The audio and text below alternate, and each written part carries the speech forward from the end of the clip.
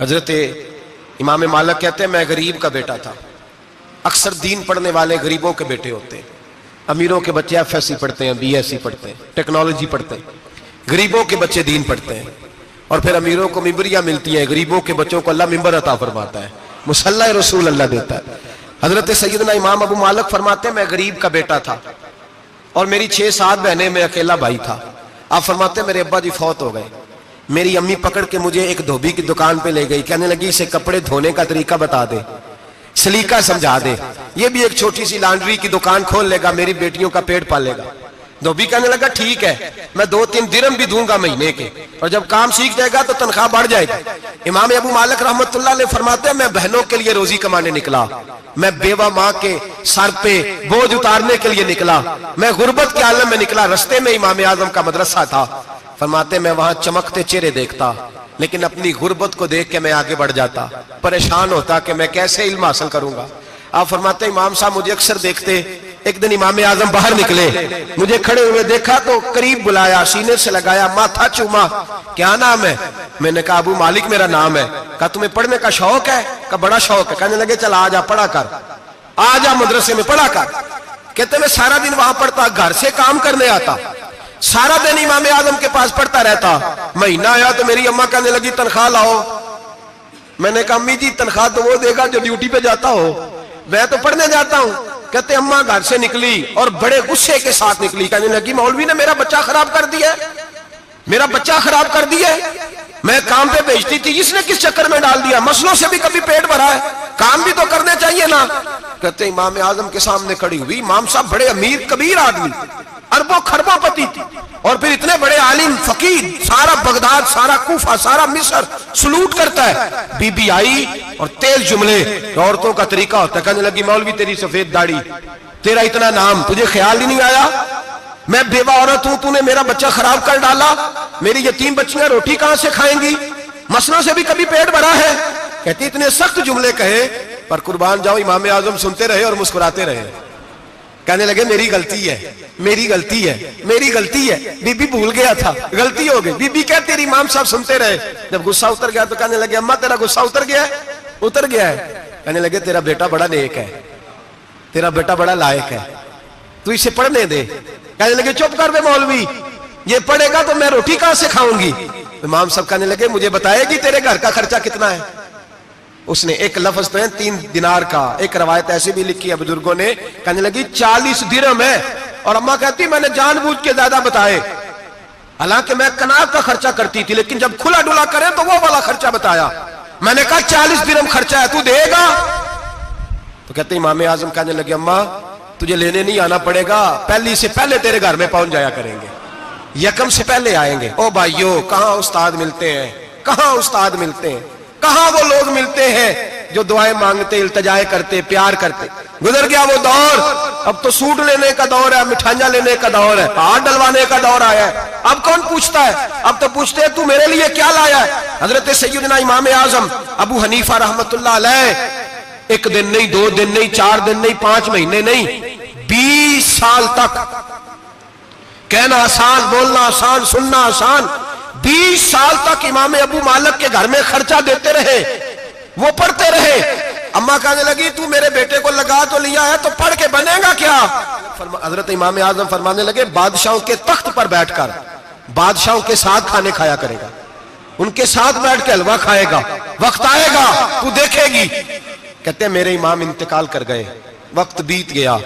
ہارون رشید نے مجھے بلایا بغداد میں اور کہا میں آپ کو چیف جسٹس بنانے لگا ہوں. کہتے ہیں میں خوشی سے سجدے کرنے لگا, میں چیف جسٹس بنا. میں نے اپنی اماں کو خط لکھا کہ اماں بغداد آ جا, تیرے بیٹے کو اللہ نے بڑی شان عطا کر دی ہے. فرماتے ہیں ہارون رشید کی بیوی بڑی اولیاء کی, علماء کی بڑی فرما بردار تھی, محبت کرنے والی تھی. اس نے حلوہ بنا کے بھیجا, کھانا بنا کے بھیجا. ہارون رشید تخت پہ بیٹھ کے کھانے لگا تو کہنے لگا امام صاحب آپ بھی یہیں آ جائیں میرے ساتھ. کہتے ایک کونے میں وہ بیٹھ گیا, ایک میں بیٹھ گیا, بیچ میں کھانا رکھ لیا. اتنی دیر میں میری اماں بھی پہنچ گئی. 2 لقمے کھائے تھے کہ اماں آ گئی. جب اماں نے مجھے تخت پہ بیٹھے دیکھا, ایک یتیم, ایک لاوارث, ایک بن باپ کا بچہ, وہ کل تک جو بہنوں کے لیے 4 دینار نہیں لا سکتا تھا, تخت پہ بیٹھ کے جب روٹی کھاتے دیکھا تو اماں تڑپ گئی, روئی, چیخیں ماری. میں نے کہا اماں کیا ہوا؟ کہنے لگی بیٹا مجھے تیرا استاد یاد آ گیا ہے، اس نے کئی سال پہلے کہا تھا اسے دین کا علم پڑھنے دے، اسے فقیہ بننے دے، یہ بہت آگے جائے گا۔ دیکھ آج اللہ نے تجھے کتنی شان عطا کی ہے۔ کہا بیٹا یہ کمال تیرا نہیں، یہ امام اعظم ابو حنیفہ کا کمال ہے، یہ ان کا کمال ہے جنہوں نے تمہیں یہاں تک پہنچایا۔ میرے بھائی اپنی پوری زندگی حضرت امام اعظم ابو حنیفہ نے۔ آج تو اساتذہ کرام، اساتذہ مجھ سے ایک ٹیچر کہنے لگے حضرت جی دل نہیں لگتا، بے سکونی سی ہے، کچھ بتلائیں۔ تو میں نے کہا کلاس میں کوئی یتیم بچہ ڈھونڈ لیں، کوئی لاوارث بچہ ڈھونڈیں، اس کی وردی اپنے ذمہ لے لیں، کتابیں اپنے ذمہ لے لیں، اس کا خرچہ اپنے ذمہ لے لیں، روز جیب میں ٹافیاں ڈال کے جایا کرے کہ غریب کو دینی ہے۔ فرمایا 2 مہینے یہ والا وظیفہ بھی پڑھ کے دیکھیں، اللہ آپ کو سکون عطا کرے گا۔ یہ بھی کہنے لگے بڑی ٹھنڈک ہوئی ہے، بڑا سکون ملا ہے، بڑی تابعداری۔ میں نے کہا آپ لفظوں سے سکون چاہتے ہیں، وہ لوگ خدمت کر کے سکون لیتے۔ کوفے کا ایک امیر آدمی تھا، پھر غریب ہو گیا۔ غریب، غربت بڑی پریشانی ہے، بڑی پریشانی، بڑی آزمائش۔ غریب بیوقوف اس لیے ہوتا ہے کہ اس کی جیب میں پیسے نہیں ہوتے، غریب مجبور اس لیے ہوتا ہے کہ اس کے پاس ہوتا کچھ نہیں نا، تو ساری آزمائشیں کٹھی آ جاتی۔ غریب آدمی تھا، محنت مزدوری کرتا لیکن پوری نہ ہوتی۔ وہ کہتا ایک دن گلی میں ککڑی بیچنے والا آیا، تو میری ایک بیٹی تھی چھوٹی سی، باقی بچے بڑے تھے، چھوٹی ضد کرنے لگی، کہنے لگی ککڑی کھانی ہے، ککڑی۔ کہتا میں پریشان ہو گیا، دل ٹوٹ گیا، بیٹی نے سوال کیا ہے۔ فرماتے میں نے سوچا کس کے پاس جاؤں، کسی اور کے پاس مجھے سمجھ نہ آیا، میں سیدھا امام اعظم کے پاس چلا گیا۔ یہ شخص ہے جو مجھے دے گا بھی اور میرا پردہ بھی رکھے گا، مجھے دے گا بھی اور میرا، بولیے، میرا یہ پردہ بھی رکھے گا، یہ رسوا نہیں کرے گا، یہ فوٹو نہیں کھچائے گا، یہ فوٹو کھچا کے پہلے دن فیس بک پہ نہیں لگائے گا کہ میں غریبوں میں تھیلے بانٹ رہا ہوں، یہ اسی وقت اخبار والوں کو نہیں بلائے گا ایک تھیلا اور 6 اخباروں میں تصویریں، یہ اس طرح نہیں خیرات دے گا۔ حضرت امام اعظم کے پاس گیا تو فرماتے رش بہت زیادہ تھا، میں امام صاحب سے بات ہی نہ کر سکا، واپس آ گیا۔ امام صاحب نے بندہ بھیجا، فرمایا پتہ کر یہ بندہ کسی ضرورت کے لیے آیا تھا، رش کی وجہ سے بات نہیں کر پایا۔ کہتے واپس میرے پیچھے بندہ بھیجا، وہ میرے گھر تک آیا، گھر آ کے اس کو حالات کا پتہ چل گیا، واپس گیا۔ کہتے ہیں 3 تھیلیاں اشرفیوں کی بھر کے امام اعظم لائے اور خود آئے اور رات کے اندھیرے میں آئے اور مجھے تھیلیاں دے کے نا تو میرے آگے ہاتھ باندھ دیے۔ میں نے کہا حضور ہاتھ کیوں باندھتے ہیں؟ آپ فرمانے لگے یار دکھ اس بات کا ہے کہ تو میرا پڑوسی تھا اور تیری غربت کا مجھے پتہ ہی نہیں چلا، تو میرے علاقے کا تھا اور میں نے سوچا ہی نہیں، میرا اپنا تھا مجھے خیال ہی نہیں آیا۔ فرمایا معاف کر دے، میری شکایت نہ کرنا کہ یہ میری طرف توجہ نہیں کرتا تھا۔ علم بھی تھا، عمل کا نور بھی تھا، تقوی کا حسن بھی تھا، غریب کی مدد کا جذبہ بھی تھا۔ آج لوگوں پر مال کا فتنہ سوار ہوتا ہے، سب پر نہیں لیکن زیادہ لوگوں پر۔ جیسے جیسے مال آتا جاتا ہے ویسے ویسے عقل بھی آتی جاتی ہے، ویسے ویسے سیانے بھی ہوتے جاتے ہیں۔ کہتے ہیں وہ بھی کمائے وہ بھی کرے، میں تو ٹیکنیکلی بڑا ہوں، میں عقل مندی میں بڑی، نہ بہن کی فکر رہتی ہے، نہ بھانجوں کی فکر رہتی ہے، نہ رشتہ دار کی فکر رہتی ہے، نہ دائیں بائیں کچھ دیکھتے ہیں۔ لوگ جیسے جیسے پاورفل ہوتے جاتے ہٹتے جاتے، کٹتے جاتے، امیروں سے گرانے لگتے جاتے، آگے کی طرف دیکھتے جاتے۔ امام اعظم ابو حنیفہ رحمۃ اللہ علیہ نے ساری زندگی پیار کیا، محبت بانٹی، علم، فقاہت، تقوی، روشنی۔ آج لوگوں کو علم ہوتا ہے پر علم کا نور نہیں ہوتا، ہمیں بہت ساری باتوں کا پتہ ہوتا ہے پر وہ باتیں ہمارے لفظوں میں ہوتی ہیں، ہم اس کے حسن سے آگاہ۔ اور اگر میں یہ کہہ دوں کہ ہمیں ان باتوں پر یقین کامل نہیں ہوتا، کہہ رہے ہوتے ہیں، ہم سمجھتے ہیں، بڑی باتیں کرتے ہیں، لیکن ان باتوں کے پیچھے جو عمل کا جذبہ ہے وہ پھیکا ہوتا ہے۔ امام اعظم ابو حنیفہ رحمۃ اللہ تعالی علیہ جتنے بڑے عالم تھے اتنا ہی بڑا خوف تھا اللہ کا دل میں، اتنا ہی بڑا خوف تھا۔ ایک آدمی کہتا ہے میں نے امام صاحب سے مسئلہ پوچھنا تھا، میں نے عشاء کی نماز امام صاحب کے پیچھے پڑھی، کتنی لوگ باتیں سنتے ہیں، اس کا اثر کتنا لیتے ہیں، لیکن امام صاحب رحمۃ اللہ علیہ کا طریقہ کیا تھا؟ کہتے میں نے امام صاحب کے ساتھ نماز پڑھی مسجد میں، تو قاری صاحب نے قرآن پڑھا، اذا زلزلت الارض زلزالہا واخرجت الارض اثقالہا، فرماتے ہیں آخری 2 آیتیں پڑھی، فمن یعمل مثقال ذرۃ خیرا یرہ ومن یعمل مثقال ذرۃ شرا یرہ۔ اللہ فرماتے ہیں میں قیامت کے دن تیرے ذرے ذرے کا حساب کروں گا، ذرہ برابر نیکی ہوئی تو تیرے سامنے آئی، ذرہ برابر گناہ ہوا تو تیرے کس کے برابر؟ جی وہ کتنا ہوتا ہے؟ ریت کا 1 ذرہ، اس کے برابر بھی گناہ ہوا تو تیرے سامنے، یہ اللہ کہہ دیا ہے، تو ایسا انشاءاللہ ہو کے رہے گا۔ اللہ ایک دفعہ دکھائے گا، دعا فرمائے اللہ ہمیں معافی عطا فرمائے، اللہ ہم سے درگزر فرمائے، اللہ ہمیں بخشے ہوئوں میں شامل فرمائے۔ یہ آیت امام صاحب نے سنی تو کہتے ہیں میں نمازی سارے چلے گئے تو امام صاحب بیٹھے اور یوں نہ اپنی داڑھی پکڑ لی, چراغ ٹمٹما رہا, کہتے ہیں داڑھی پکڑ لی اور امام صاحب بیٹھے. میں نے کہا کہ کسی محویت کے عالم میں ہے, سوچ میں, چلے میں تھوڑی دیر میں آتا ہوں. کہتے ہیں میں 2 گھنٹے کے بعد آیا تو امام صاحب ایسے بیٹھے ہیں داڑھی پکڑی ہوئی. میں نے کہا ٹھہر کے آتا ہوں. میں پھر 1-1.5 گھنٹے کے بعد گیا تو ویسے ہی بیٹھے. کہتے ہیں تہجد کا وقت ہو گیا, میں مسجد میں گیا تو چراغ ٹمٹمانے لگا, ختم ہونے کے قریب آ گیا. امام صاحب بیٹھے, اب میں نے دیکھا کہ آنکھیں آنسوؤں سے بھری ہوئی ہیں اور اپنی داڑھی پکڑ کے کھینچ رہے ہیں اور کہتے ہیں یا اللہ تو اگر ذرے ذرے کا حساب لے گا تو ابو حنیفہ تو الجھ جائے گا. اے اللہ تو ذرے ذرے کے بارے میں پوچھے گا تو میں تو نہیں جواب دے سکتا. خدا بندہ اس طرح کر, میرے ان سفید بالوں پہ رحم کھا. اے اللہ میرے بڑھاپے پہ مہربانی فرما, مجھ سے نہ ذرے ذرے کا پوچھنا, میں بڑا کمزور ہوں, میں نہیں جواب دے سکتا. مولا مجھ سے درگزر والا معاملہ کر. کہتے تڑپ رہے امام صاحب. فجر کی اذان ہوئی تو امام صاحب نے دائیں بائیں دیکھا, میں پیچھے کھڑا تھا. میں نے کہا حضور ساری رات ہی گزر گئی, آپ ایک آیت سن کے پریشان رہے اور میں روزانہ 20 تقریریں سنتا ہوں, درجنوں حدیثیں سنتا ہوں, مجھے تو اثر نہیں ہوتا. آپ فرمانے لگے مجھے تیرے معاملے کا نہیں پتا, لیکن مجھے اگر تو نے دیکھ لیا ہے تو کسی کے ساتھ ذکر نہ کرنا مجھے. اور فرمانے لگے پھر تو نیک آدمی ہوگا, تجھے نہیں خیال آتا, تو میں تو جانتا ہوں من آنم کے من دانم, پتہ سارا ہے سردار دو کی تیانا, میں تو جانتا ہوں نا, مجھے خبر ہے, لہٰذا میں نہیں حساب دے سکتا, تیرا نہیں مجھے پتا. جتنا میرے بھائی علم زیادہ اتنا خوف بھی. حضرت عبداللہ ابن مسعود فرماتے ہیں زیادہ باتیں کرنے والا عالم نہیں ہوتا, اللہ سے زیادہ ڈر جانے والا عالم ہوتا ہے. جو آدمی لمبی چوڑی گفتگو کرے وہ فقیہ نہیں, وہ اللہ سے ڈرنے والا نہیں, بلکہ جس کو وہ بات کرے تو تھوڑی کرے, ڈر کے کرے, خوف کے ساتھ کرے, اللہ کی خشیت جس کے دل میں ہو وہ بڑا عالم ہوتا ہے. حضرت امام اعظم ابو حنیفہ رحمت اللہ علیہ مالدار تھے اور اپنے مال میں سے حصے نکالتے تھے. امام صاحب فرمایا کرتے تھے میں نے چند ہزار درہم رکھ دیے. حضور کس لیے؟ فرمایا لوگوں کو قرضہ دینے کے لیے.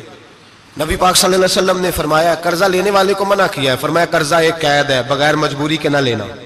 اب لینے والے بھی احتیاط نہیں کرتے, فٹافٹ قرضے کے پیچھے بھاگتے. بڑی مجبوری ہو تو قرضہ لیں, فرمایا مقروض قیدی ہوتا ہے, قرضہ لینے سے بچو. اور دینے والے کو کیا کہا؟ فرمایا اگر سامنے والا تنگ دست ہو نا, تنگ دست, تو اسے مہلت دو. جتنی تم مہلت دو گے اللہ اتنے پیسے روز صدقہ کرنے کا ثواب عطا فرمائے گا. اگر تنگ. ایک صاحب مجھے کہنے لگے, میں نے رمضان شریف میں نا قرضے کے والے سے یا کچھ عرصہ پہلے کسی موقع پر قرض کے والے سے کو بات کی. ایک صاحب مجھے کہنے لگے حضرت صاحب جیتے کسی کو لینا ہوئے نا 20,000 تو انہوں ترا کے لئی دے, تو جے 20 کروڑ لینا ہوئے تو پھر نہیں ترایا جاتا. میں نے کہا کیوں؟ کہنے لگے 20,000 والا بندہ ماڑا ہوتا ہے نا, جہاں 20 کروڑ کھا گیا وڈی مگرمچھ ہوتا ہے, انہوں ترایا جا سکتا, وہ دے کے بندے ترلے ہی کر دے لیندے چل بھائی کیویں دے سکنا ہے. وہ جو 20,000 والا نا ماڑا بندہ انہوں کہنے تو دینے نے کہ تیرا بندوبست کریے, کہنے چل صاحب جمعرات لے آؤ کسی طریقے, جمعرات ماڑا ہے نا. نبی پاک نے کیا فرمایا؟ حضور نے فرمایا تجھے پتہ چل جائے کہ تنگ دست ہے تو مہلت دے, جتنے دن تو اس سے پیسے نہیں لے گا اتنے پیسے روز صدقہ کرنے کا ثواب دیا جائے. اب لوگ جو تگڑی موٹے مگرمچھ ہیں ان کو مہلت دیتے ہیں, وہ کہتے ہیں جا جتھو لب دے لے, پھر کہتے ہیں نہیں آپ بتائیں آپ کیسے دے سکتے. اور ماڑا بندہ انہیں 2,000 دینا ہے دکان کا, اس کو دکاندار کہتا ہے کل سائیکل لے کے تب گزرنا میرے آگے سے اگر پیسے دینے ہیں تو میں نے سائیکل رکھ لینا. ڈرنا چاہیے اللہ پاک, ہمیں پتا ہوتا ہے سامنے والا غریب ہے, تنگ دست ہے, مجبور ہے, اسے مہلت دینی. امام صاحب کہتے ہیں میں نے کچھ پیسے رکھے ہوئے تھے, پس منظر یہ تھا کہ غریب لوگ آتے ہیں تو میں ان کی مدد کروں گا. امام اعظم ابو حنیفہ نے ایک بندے سے پیسے لینے تھے اور حال یہ تھا کہ آپ دھوپ میں کھڑے تھے, ساتھ اس بندے کا مکان تھا.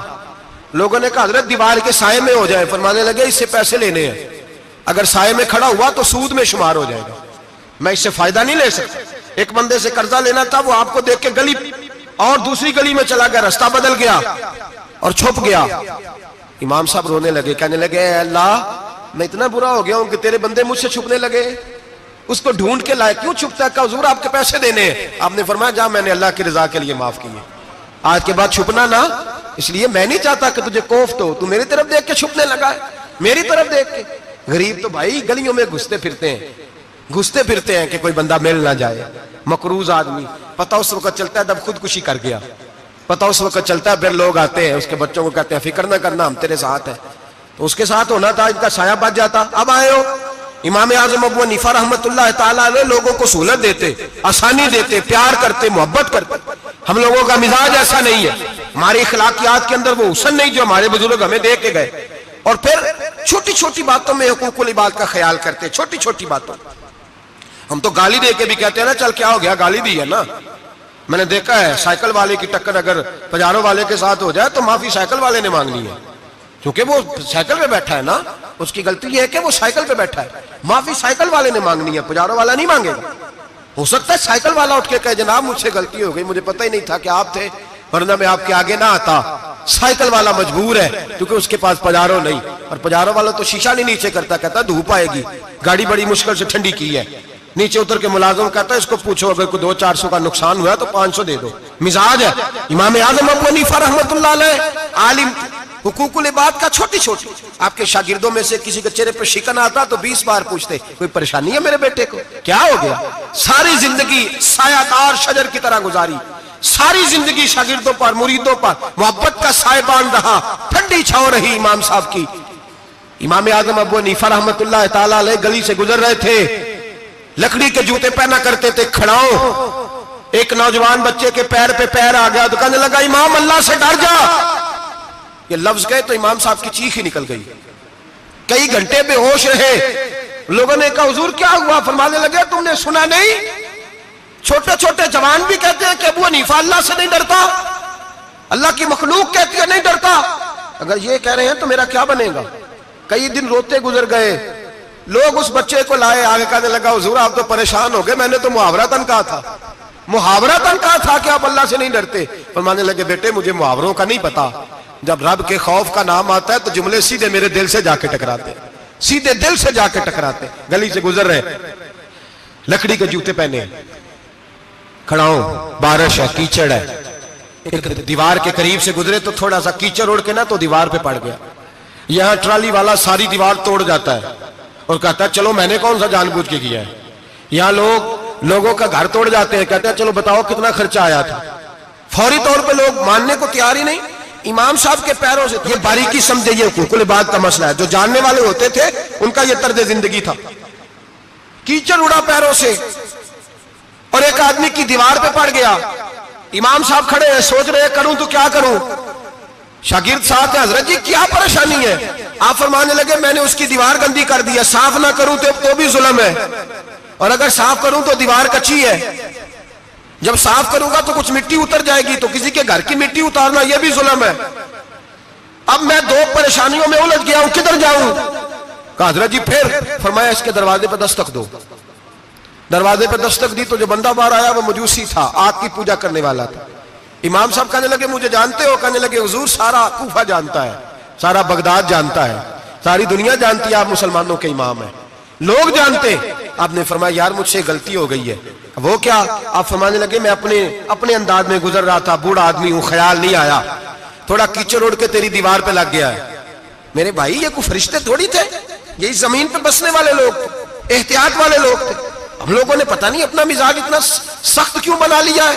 کتنے لوگوں کو لتاڑ کے, کتنی پگڑیاں اچھال کے, کتنے حقوق العباد ضائع کر کے بھی ہم اسی طرح کے مطمئن ہیں. کہاں سے تسلی لاتے ہیں ہم, کہاں سے اپنے آپ کو ٹھنڈک دیتے ہیں, کیسے اپنے آپ کو ہم سکون دے لیتے ہیں کسی کو تکلیف دے کے. کس طرح سکون کی نیند آتی ہے جب کوئی پریشان ہوتا, کیوں ہمارا دل پتھر ہو گیا. اعلیٰ حضرت فرمایا کرتے تھے جا کسی سے جا کے علاج کرا, تیرے سینے میں جو دل دھڑک رہا ہے وہ سخت ہو گیا, جا کسی سے جا کے اس کی دوائی کھا, تجھے خیال ہی نہیں آتا تڑپتے لوگوں کو دیکھ کر, جا کے علاج کرا, اگر ایسے ہی مر گیا تو حالات تیرے حق میں اچھے نہیں ہوں گے. حضرت امام صاحب تڑپ رہے ہیں اور اس شخص کے سامنے آہوزاری کر رہے ہیں جو مجوسی بھی ہے, غریب بھی ہے, کچے گھر میں رہتا ہے. فرمایا یار بتاؤ کیا کروں.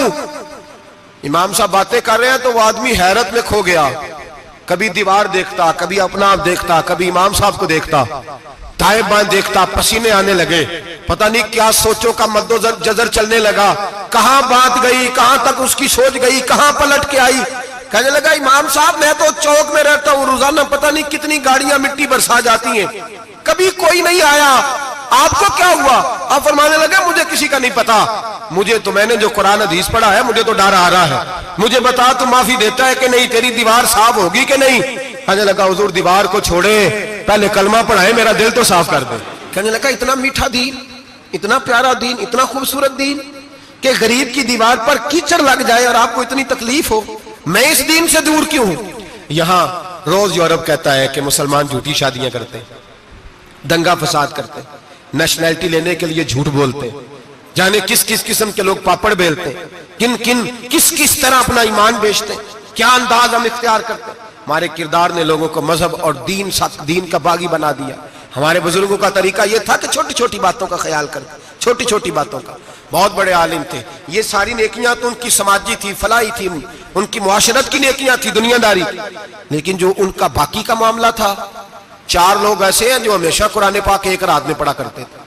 ان میں پہلا نام حضرت عثمان غنی کا ہے، پورا قرآن پاک۔ دوسرا مولا علی شیر خدا کا ہے۔ تیسرا حضرت سعید بن جبیر کا ہے۔ چوتھے امام اعظم ابو حنیفہ ہیں جو ایک رات میں پورا قرآن پاک پڑھ دیا کرتے ہیں۔ جس جگہ امام اعظم کی قبر بنی ہوئی ہے نا، اعظمیہ ایک محلہ ہے بغداد کا، اس کا نام ہی اعظمیہ، امام صاحب کے نام، جہاں قبر بنی ہوئی ہے، وہاں بیٹھ کے امام اعظم ابو حنیفہ نے 60 مرتبہ قرآن پاک ختم کیا، خود پڑھا، خود فرمایا یہاں میں نے دفن ہونا ہے۔ اس جگہ 60 قرآن پاک پڑھے۔ رمضان کا مہینہ آتا تھا تو امام صاحب ایک قرآن پاک دن میں پڑھتے تھے، ایک رات کو پڑھا کرتے تھے، ایک قرآن پاک سنایا کرتے تھے۔ امام صاحب رحمۃ اللہ علیہ ساری رات نفل پڑھتے۔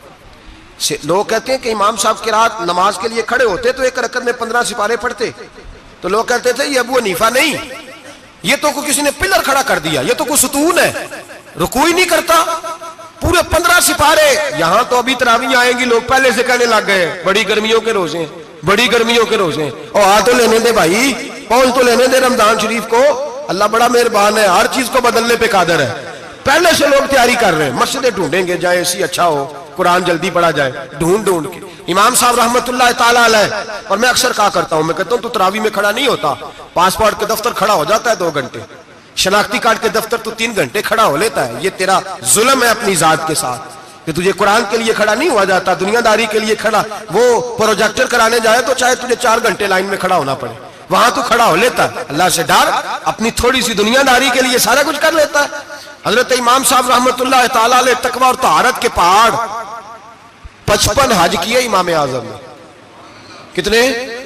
55 حج فرمائے۔ حج ایک مشقت والا کام ہے، جدوجہد والا کام ہے، جوان بھی تھک جاتے ہیں، کہتے ہیں بڑا مشکل ہے جی، اور یہ جتنا مرضی آسان ہو گیا قیامت تک اس نے مشکل ہی رہنا ہے، اس لیے کہ یہ ایک مجاہدہ ہے۔ 55 حج کیے۔ آخری حج پہ گئے تو کعبے کے مجاور کو کہنے لگے ذرا کھول نہیں دیتے کعبے کا دروازہ، میرا اندر جانے کو دل کرتا ہے۔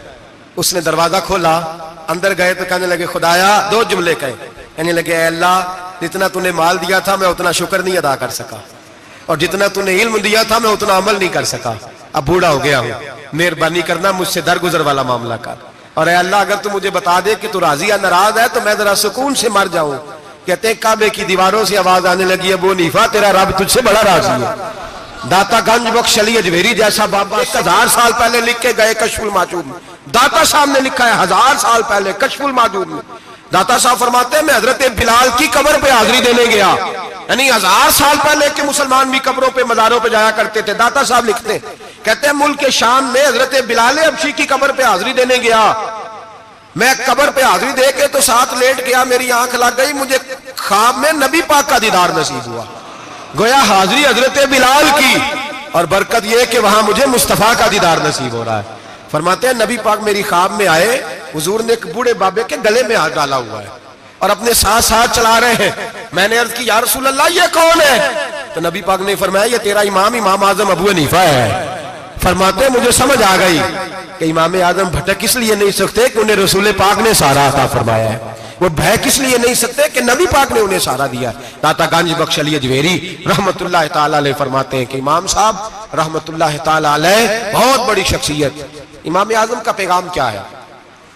انہوں نے فقہ بنائی، دین پھیلایا، جتنی بھی میں نے باتیں سنائی سارا پیغام، ایک پیغام ہے امام صاحب۔ امام صاحب رحمت اللہ تعالی علیہ فرماتے ہیں کہ دین پر عمل کرنے والوں کو بھی کسی اچھی صحبت کی ضرورت ہوتی ہے، عمل کرنے والے کو۔ آپ فرماتے ہیں کئی دفعہ عمل کرنے والے کا عمل بھی ٹوٹ جاتا ہے، استقامت نہیں رہتی۔